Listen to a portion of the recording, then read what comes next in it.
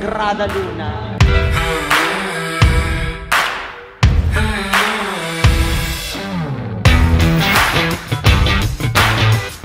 So, very supportive ang Eagles sa mga movie na ito. Why? Of course, our director, napakahusay, Kuya Director J.R. Omegares, ay member ng Eagles yan. Hello po, ayan, congratulations po sa Sagrada Luna at sa Pinoy Flix Channel, ayan. And sobrang ang gagaling nila, umacting, and yung story talaga. Kaya, nako guys, mga ate, kuya, friends, and family, huwag niyong palalagpasin to, nako, panoorin natin to. Nagkaroon ng magandang istorya si Direk at sabi niya, mag-picture tayo.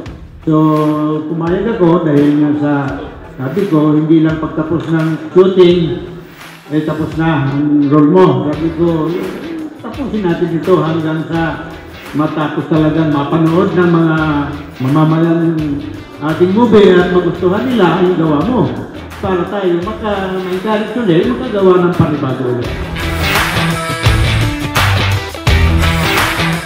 Sa Sagrada Luna to, actually, nasa grupo kasi yung Sagrada Luna, grupo nila yun. So means parang sacred yung grupo nila. Plus, lagi silang nasa buwan. No? So ibig sabihin, sacred moon.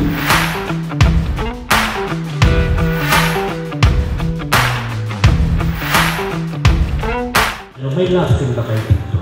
Sa love scene, abangan nyo na lang po. Ayan.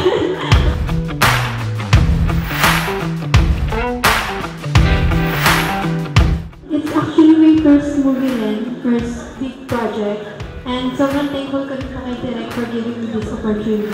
Masaya po ako kasi kinuha po ako ni Direk. Very, very happy and to be, to meet new people po and to gain more experience.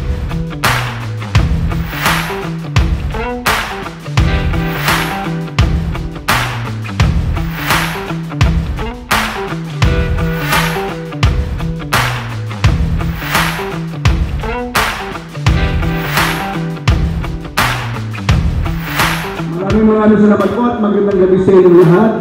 Sa mga press po, sa mga kaibigan natin sa press, maraming salamat sa inyong pong suporta, sa inyong pong pagpunta ngayong gabi.